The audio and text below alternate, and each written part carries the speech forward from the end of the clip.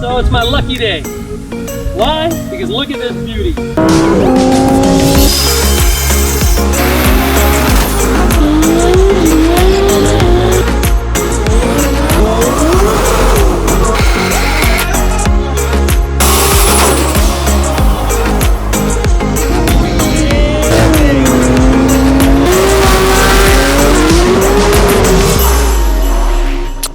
Okay, we're here in Maryland.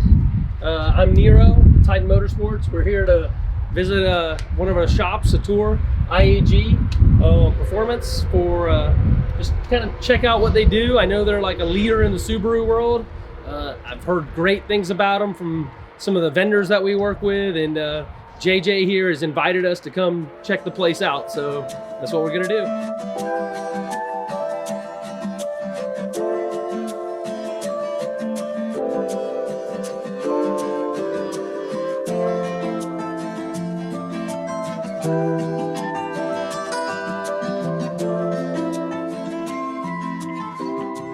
I'm here with JJ from IAG. Good to see you again. Good to see you. Look at this fantastic place. JJ, tell us a little bit about you and a little bit about IAG. What does IAG do? IAG is a automotive aftermarket manufacturer of engines, performance parts. We do CNC work. We now have an off-road division where we started doing some work on Broncos. But basically we manufacture parts here. Awesome. Essentially is what we do. Awesome. So we're looking forward to seeing the place. And getting the full tour. You have a lot of stock Subaru cranks, and what are the ones that are black? Those are nitrated, so those are like the FA cranks, and then some of the EJ cranks also. And the pistons we typically are coming in skids like this. It's 72 pistons in a layer, 2 layers in a box, and then 5 pallets, 5 boxes per pallet. So we have about 576 pistons per pallet. Nice. And the nice thing is we can take a whole skid in, take it in the room, let it acclimate the temperature, basically bring it in a day or 2 days early, let it come up the temperature, and then we size, weigh, and kit everything basically. So, set up sets. That's why you see these are all setted already. So you'll see set 22, set 26, so on and so forth. 180 to 200 short blocks on the shelf at any given time. Ready to ship to the customer. Ready to ship, yeah. So you'll see there's 18 short blocks on a shelf. The shelves basically go down farther, basically. But every stage that we offer, FA, EJ, and then a couple of like the BRZ, some of the other FA stuff, we try to keep a few of everything in stock. Most of the short blocks lead time right now, I think, are 24 hours. Basically ship 24/7. Last time I checked, I think 110 or 115 in stock right now. We're getting ready for Black Friday also. Will you do the same with off-road in the future? I'm not sure about engines, but we try to inventory is everything. So we try to have anything that we offer. We try to have at least 6 months worth of inventory on. I doubt that we'll do engines on the off-road side, but we'll see. I'll never say never, because I also, when I started this business, I said I didn't want to build engines. I don't want to tune cars. I don't want to work on cars, and we ended up doing all of that stuff. So I'll never say. That's how it works out, right? That's how it works out. And kits. Obviously, everything in the white box is all stuff we made. And you'll see most of that process kind of as you walk through it. So it'll be 36 bearings in a package like that, and then obviously a whole, there's 4 packages per, or the 4 layers essentially, and there's probably 6. There's a ton of bearings basically in the box. All of that stuff right there is all bearings, and then there's overflow. It'd be overflow of like pallets of bearings up top. These are all bearings. Look down here. Those are all bearings, right? And then of course sets. And we use the sets basically as backups. So if for some reason, we need something oddball, or we're starting to get low on the actual flats of bearings, then we'll break into sets. But most of the time we're buying flats. So this is the dirty room, essentially. This is where stuff comes back in, race engines come back in, to be torn down and assessed. Any potential warranty work basically comes back in. It's cool, definitely cool. So this is sort of like where the process starts on anything that's used. Typically, we don't actually work on any used stuff. The only used stuff that we actually work on is something that we've touched before. We don't want anybody sending their old engine in for us to tear it down. We start with all new parts, new cases, new cranks, new everything. We're kind of lucky the super stuff isn't that expensive, and so you can kind of start new. So if if it's in this room, it's either something that's getting refreshed, like a race engine that's getting rebuilt, or something that's coming in for potential warranty work. So there are still some processes that happen in here that generate a little bit of a mess and some chips. We do all of our seat and guide work essentially in these two machines. The SOPs is a fixed form tool that cuts valve seats. This is actually a single point cutter, which is a little bit more advanced system. You can actually design a profile. You're not limited to 3 angles or 5 angles. You can decide on whatever shape you want it to be. You can obviously do those changes, play with the flow bench, which is actually in the lab, and kind of come up with what profile works the best with that application. It's very repeatable. So like one thing JJ is not really telling you is this is the top of the line machine. After even myself doing some research with cylinder heads, very few people actually have a new one Contour because of the cost of it and obviously the ability to use it. And so for them to have this machine tells you you're getting some of the best work possible that I may not be able to see, but a guy like JJ who's with these guys doing airflow testing, obviously real world testing, are able to actually get the perfect recipe for it. It's actually called a Contour CS, so it's a little different than a BB that you normally see. And the biggest difference is that it actually uses coolant, so it's a wet machine. The advantage of that is that when we're doing our guide work, we actually can hone our guides and cut our seats all out. So normally, you would have to actually hone guides in one machine, and then you pick the cylinder head up, move it over here, and cut the seats in another machine. Every time you pick the cylinder head up and move it, you're stacking tolerances. If you can hone the guide and cut the seat all in one operation, everything stays more concentric and more centered and more true. And that's something that is unique to this machine that pretty much 99.9% of other machines out there don't do. Sort of chips that happen and some messy operations. So this is our semi-dirty room. By the time we get to the next room, it's kind of our semi-clean room. This is our honing room. So most of the processes that happen in here are honing in some form or another. So we do line honing over at the line home, obviously. Yeah. We do all of our connecting rod honings on this CNC rod hone. We do essentially 400 connecting rods at a time, typically, and you'll see that they're all set basically in batches of 4. When we're honing, we'll do 400 basically, and that's all based on what available parts there are. The stuff that comes in, depending on how the cranks are measuring and how the bearings are measuring, we can hone the rods sort of fit with other parts that we have coming in. And that's important because a lot of other builders will you're buying your rods, you're buying your crank, you're buying your bearings, and you're kind of just stuck with what you're stuck with. Yeah. So all of our connecting rods come in semi-finished. We finish the rods here in order to be able to come up with a clearance and the tolerances that we're happy with. Rather than just having to kind of work with what we can buy from other places. So big end, small end rods happen in there. Cylinder hone. This cylinder hone is used for any of the FA platform engines, and which is a very small part of our work right now. It's about 5% of our engine sales. And then all of the EJs run through the CNC rod hone and cylinder hone where we do 3 blocks at a time, essentially.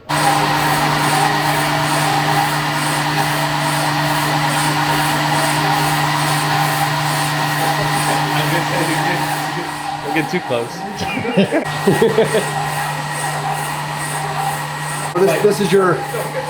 This is your actual size. That's your final, what you want, essentially. And so this is the process right now. It's roughing. And so we're about halfway through the roughing stage right now. And this is an exaggerated shape of what the bore looks like. So you'll see that it's actually a lot tighter at the bottom than it is at the top. And that's pretty atypical of a line hole like that. So in the Subaru, you have about 180 thou from the bottom of the bore to where that vein web is. And so you can't overstroke the hone. And because of that, you end up a lot tighter at the bottom than you are at the top.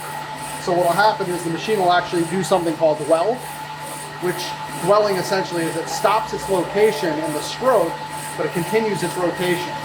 And what that does is it continues to take material out in that area and not in other areas. So it hasn't done it yet, but you'll see it every once in a while. It'll catch a dwell at the bottom. More straight there. So that straightness basically happens in the finishing.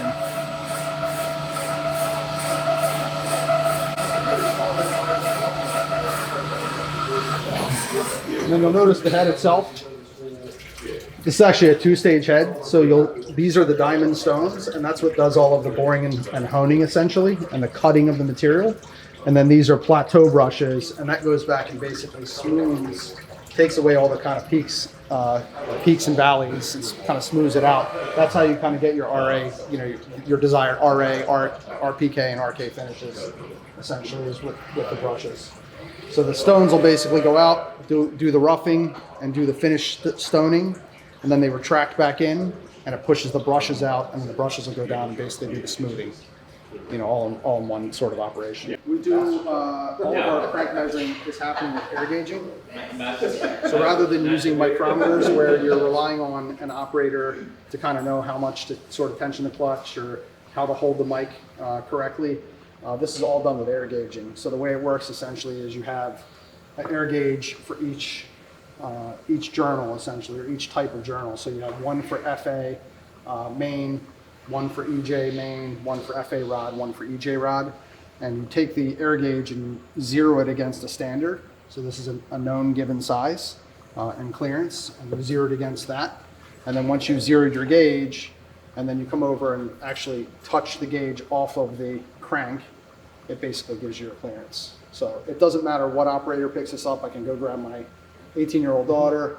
I can, grab one of the guys from fabrication. I can grab one of the shipping guys. They all come over here, and the measurements are going to be spot on. If you actually were to do an R&R test with air gauging versus a micrometer, huge difference. Yeah. It doesn't require the any kind of special skills to use air gauging. It's very forgiving, essentially. So all of that happens, and as you're taking basically measurements, you can hit a pedal and it dumps the information basically into a spreadsheet.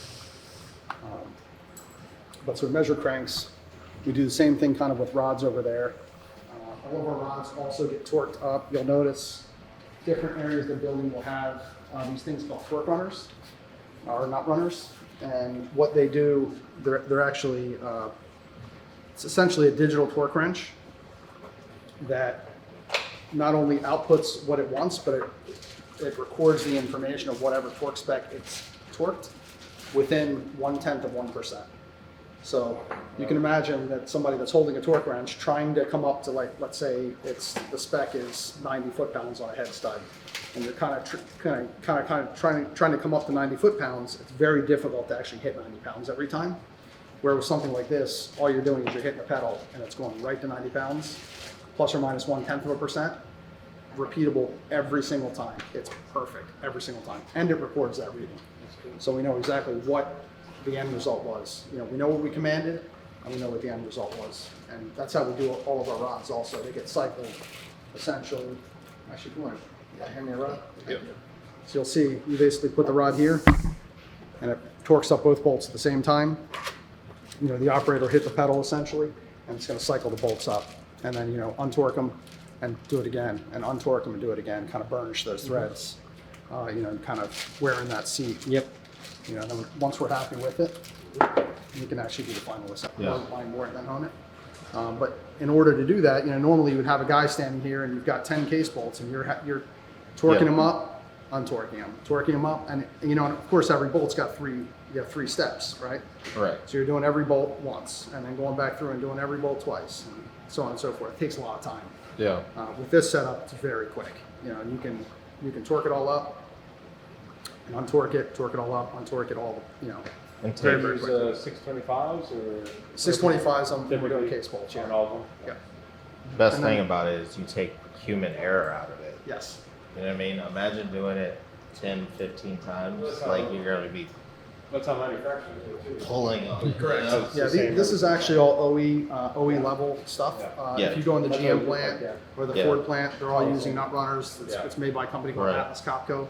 Yeah. The nice thing about it is you can actually also set up an SOP, a standard operating procedure. So when you're using that nut runner, if we're doing something like, let's say, head studs, Mhm. right? So you can have the nut runner designed to go stud 1, and then stud 2, and then stud 3, and then stud 4, and then stud 5 and 6. And then it automatically moves to the next torque, and it tells you to go back to stud 1 again. Yeah. And so it's sort of walking you through the process. Right. You know, so that there's sort of a standard operating procedure, essentially. Yeah, it's awesome. That's awesome. And, you know, we try to do everything like, you know, you can see this is on a turntable. Oh, yeah. I think it releases right here. So, you know, the operator stands here and does one side, and then once he's finished, he pulls this, flips it around, does this side. And then he's got to go to his next value, right? Yeah. So, like, if you did step 1, you do one side, and then step 1 on this side. And okay, now I got to go to step 2. Back, step 2, all the way through them. And then flip it, step 2. You know, so all of these tools, and I didn't point out a lot of them, but there's a lot of tools throughout this department that we've actually made in our CNC department that are specific to doing engine work on Supers. Even if you look at our, I'm sure it cuts down a lot of time, production time, you know. As you see all these parts, you have a lot of customers and, you know, time, you know, you want to get your stuff out. yeah, you know, time is money, and also the other thing is it's important that everybody learns the process the same way. You know, when I mentioned SOP, a standard operating procedure, Yes. anybody that we cross-train, we want them to do it the same way that the last guy did. And, you know, when we have, a lot of times we end up being the quality control department for even manufacturers. When you have somebody, let's say, that puts rings on a piston all day, that's all he's doing, and he's doing, for argument's sake, 12 engines, so he's doing 48 pistons a day, and he's doing 3 rings per piston. So he's doing a whole lot of rings, doing almost 150. He's got his hands on 150 rings a day, right? Yeah. So when he feels something that doesn't feel right, and he says, hey, this doesn't feel right, you can't question what he says, because he's doing the same function day in and day out. He's had his hands on more rings than anybody else, you know, and so he knows. Yeah. You know, so we end up being kind of the QC department for a lot of manufacturers because of that. You know, when somebody says, hey, these rods aren't torquing up right, something's wrong, you can't question what he says. They had some gnarly issues, and to them, they won't take the CP. Inspecting their secret sauce. Start on that end of the engine department is our dirty room, and then we go to our kind of like semi-dirty room, then our semi-clean room, and this is now our clean room. And as you enter the clean room, you basically go through a airlock vestibule that essentially you should only have one of these doors open at a time. You open one door, everybody comes in, the door shuts behind you, you open the next door, you come in the room, that door shuts behind you. And it's to minimize Taking the a amount picture? of debris or dirt that comes in this room. Yeah, I need that for my fab department. I need that for my fab department. As we walked in, that door opened, and I was like, it's probably rare that all 3 of these doors are open at the same time. The only time that happens is on Friday afternoons. When they've done their cleaning for the end of the week, they've cleaned this place basically spick and span. They leave the doors open over the weekend just to let this kind of air out, because obviously we're using solvents and different chemicals and stuff. But typically, this room, and every room, by the way, I didn't mention it, but every room has its own ventilation system. And that's basically to keep every single room at a consistent humidity and temperature, so that when we're doing machining processes there, the engines still measuring processes, I should say, there, the engines still measure the same in here. You know, so everything is at basically the same 67 degrees from the beginning to the end, other than the dirty room. The dirty room doesn't matter. Yeah. But the other 3 rooms essentially stay at 67 degrees. There are parts that are basically being added to a cart. And by the time the cart makes its way in this room, the block has been final cleaned, it's been honed, it's been sized for main bearings, the crank has already been sized, all of the connecting rods are already on the crank, so it's what we call a rotator. All of the pistons themselves have been sized, weighed, measured, rings have been gapped, rings have already been installed on the pistons, and basically all of it gets put onto a cart, and that's what we call a kit. This is essentially a kit. So this is a ready to assemble kit. Basically, all of the stuff that those guys are working on today is what these guys will be working on tomorrow. They always have to stay one day ahead of the final assemblers. You know, normally in the morning, this corner is just jam-packed full of carts with kits, waiting for these guys to do the final assembly. So each motor has one of these Blueprint sheet. Yep. blueprint sheets that Yep. So walks you through that process internally. That obviously before assembly. Essentially, you'll see, and there are going to be these cards that kind of travel with this as a system of checks and balances. We make sure that what's on here is actually on there. We make sure that the numbers, even like the number of the engine tag has obviously already been assigned at this point. There's some identifiers like the case itself has some factory numbers on it, and we'll notice that 58G is already here, 58G, and they're checking that kind of as it goes through the process to make sure that nothing got mixed up. But yeah, by the time it makes it in here, all of the measurements have already happened. The guys in here essentially are just doing the final assembly. So you'll notice that the main tunnel already has bearings. They've already been sized. The crank, I'm sorry. No, you good. The crank already has rods on it. They've already been sized, torqued, stretched. All of those values are actually on there. It'll tell you the torque that it took to get to the 6th stretch, the actual size, the size of what the journal was, all that kind of stuff. And there's the paint color. That's a system again of checks and balances. Yep. Once they've actually done torque on that fastener, they paint it, and you'll notice they actually paint across it. So they'll actually paint across the bolt and across the actual rod itself, just to make sure nothing got kind of messed with. And then this cart essentially will go over to the final assemblers, which are on this side of the room, and they'll do the final assembly, where they're basically taking all of the components that everybody's gotten ready for them and put it in the engine, but they're also the final sort of last person in the system, in the process, to make sure that everybody else has done their job. Now, does your build also track which employee did which part of the process or did the assembly? Each color is going to be indicative of Yep. the technician that worked on it. Correct. Thank you. Yep. Yeah, That's what I figured. As far as assembly too, we all have our individual colors that we mark the blocks Okay. with as well. Anything else you want to add, Joe? I mean, because you do this every day. Go so. ahead. Go. No, you by all means. You're all good, sir. You're all good, JJ. He knows the process better than I do because obviously he's living it. Like I tell people all the time, I can come through this department and do anything that any of these guys are doing, but every single one of them does it substantially better than I do. That's the point, right? No, he can't. Come on. I absolutely. Somehow this man retains all that stuff. It's really. We were just talking about it the Yeah, other it's day. pretty Like, crazy. like he walks through it and just picks something up and starts using it. And It's Yeah. like, I know he's only done this like once before. He just retains the shit. It's Yeah. crazy. Well, Crazy. for what it's worth, up until 3 years ago when we built this building, every single closed deck block that we had ever done, I ran on that machine myself. I didn't let anybody else do it. It took me a little while to actually trust other people to do that stuff. And if I need to, I'll go out in the CNC department when we're down a guy and work in the CNC department. But again, everybody that's doing the job at their station can do it substantially better than I can. It's not that I can't do it, but they're better at it. They're quicker at it. They're more efficient. They're more accurate than I am. And that's why they're good at what they do. But you can't do it yourself. You have to have good people with you. Yeah, having a big team, good team, people you can rely on is, critical in everything. Absolutely. In your engine assembly and motorsports, if there's no I in team. No, So absolutely not. When the final assembly is done, they'll actually bag the engines there and roll them out 2 on a cart at a time. They'll get basically placed on the shelf for the time being, and then eventually somebody comes over here and they're just boxing engines all day long. So shorts go in boxes, longs basically go in wooden crates. You have pre-made wooden crates, or Yeah. Yeah. Yeah. We used to actually build them. At this point, it's actually just better to have them assembled before they even come in. Yeah. Actually redesigned the packaging a few different times, not only to make sure that the product gets to the customer safely, but also to maximize how many we can fit on the shelf. So the shorts actually get double boxed, so they go in a mother box. I'm sorry, a baby box rather first, which is a small box like this.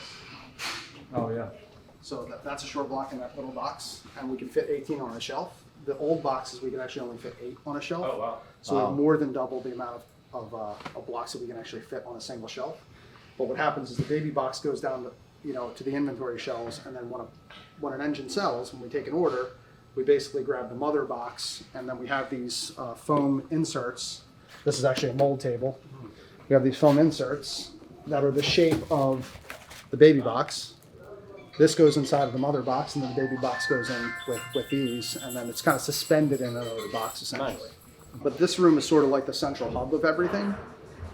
Every single product that we make goes through this room in some way.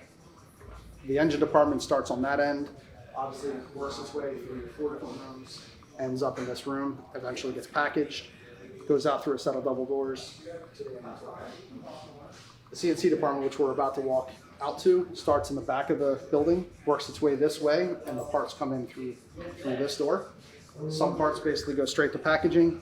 Some parts actually take a turn into production. Fabrication, same thing. Starts in the back end of the building, works its way this way, comes through this double door, goes into production. Some processes happen in there, and then comes out here and gets packaged. This is essentially our boxing room, but it's our central hub. So all 4 departments feed into this, well, 5 departments really feed into this room. Engine department feeds in, CNC, fabrication, and production. And it all ends up here, gets packaged in this room, and then goes out to the inventory shelves. So it's my lucky day. Why? Because look at this beauty.